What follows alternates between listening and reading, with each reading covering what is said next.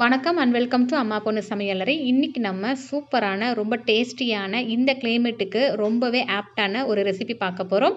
முள்ளங்கி எக் பொடிமாஸ் எப்படி செய்யலாங்கிறத பார்க்கலாம். வாங்க ஃப்ரெண்ட்ஸ், வீடியோக்குள்ளே போகலாம். கடாய் ஹீட் பண்ணிவிட்டு அதில் 2 டேபிள் ஸ்பூன் அளவுக்கு எண்ணெய் சேர்த்துக்கோங்க. எண்ணெய் கூடுதலாகவும் இருக்கலாம், உங்களுடைய விருப்பத்துக்கு ஏற்ற மாதிரி சேர்த்துக்கோங்க. அதில் 1 ஸ்பூன் அளவுக்கு கடுகு உளுந்து சேர்த்துக்கலாங்க. கடுகு நல்லா பொரிஞ்சு வந்ததுக்கப்புறமா இதில் 1 ஸ்பூன் அளவுக்கு உளுந்து, 1/2 ஸ்பூன் அளவுக்கு கடலப்பருப்பு சேர்த்துக்கோங்க. இது ரொம்ப டேஸ்டியாக நல்லா க்ரன்ச்சியாக இருக்கும், அதுக்காக தான் கொஞ்சம் கூடுதலாக சேர்த்துருக்கேன். இப்போ கைப்பிடி அளவுக்கு கருவேப்பிலை சேர்த்துக்கோங்க. இது நல்லா பொரிஞ்சதுக்கப்புறமா 2 மீடியம் சைஸ் வெங்காயத்தை நீல வாக்கில் பொடிசாக கட் பண்ணிக்கோங்க. 2 பச்சை மிளகாய் கட் பண்ணிக்கோங்க.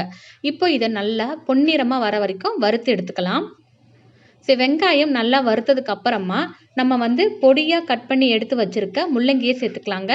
நான் 150 கிராம் அளவுக்கு முள்ளங்கியை பொடிசாக கட் பண்ணியிருக்கேன். நல்லா பொடிசாக கட் பண்ணிங்கன்னா தான் இதோட டேஸ்ட் ரொம்ப நல்லாயிருக்கும். இப்போ பார்த்தீங்கன்னா 150 கிராம் அளவுக்கு முள்ளங்கி இந்த வாக்கில் கட் பண்ணி போட்டுக்கோங்க. இது நல்லா ஃப்ரை பண்ணும்போது அது நல்லா சுருங்கி அந்த முள்ளங்கி இருக்கிறதே தெரியாது. நீங்கள் சீவலில் நல்லா சீவி போட்டுட்டிங்கன்னா அதோட ஸ்மெல் அதிகமாக தெரியும். ஸோ கண்டிப்பாக நீங்கள் சீவலில் சீவி போடாதீங்க, இந்த மாதிரி பொடியாக நறுக்கி போடுங்க. இது வதங்கிறதுக்காக நம்ம ஒரு 1/2 ஸ்பூன் அளவுக்கு உப்பு சேர்த்துக்கலாங்க. உப்பு சேர்த்துட்டு நல்லா மிக்ஸ் பண்ணுங்கள்.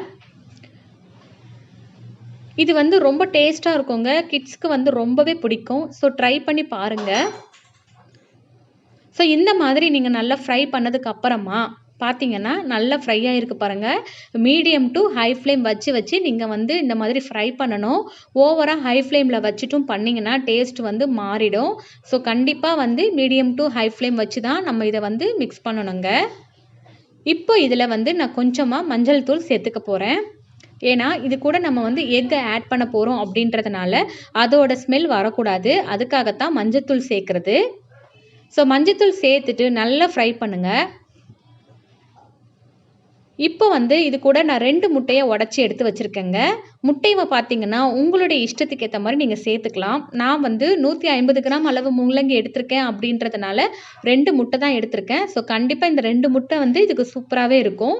நீங்கள் இந்த மாதிரி உடச்சிட்டு நீங்கள் அதில் ஆட் பண்ணிக்கோங்க. இப்போது இது பார்த்தீங்கன்னா நல்லா ஃப்ரை ஆகிருக்கு பாருங்கள். இந்த இதில் நல்லா மிக்ஸ் பண்ணி விட்டுக்கோங்க. ஸோ நல்லா மிக்ஸ் பண்ணிங்கன்னா தெரியும், முள்ளங்கி இருக்கிறதே தெரியாது, நமக்கு ஃபுல்லாகவே எக்கு தான் இருக்கும். ஸோ இந்த மாதிரி நல்லா டேஸ்ட்டாக இருக்குங்க. இது கண்டிப்பாக கிட்ஸ்க்கு ரொம்ப பிடிக்கும். அதே மாதிரி அவங்களுக்கு முள்ளங்கி இருக்கிறதே தெரியாது.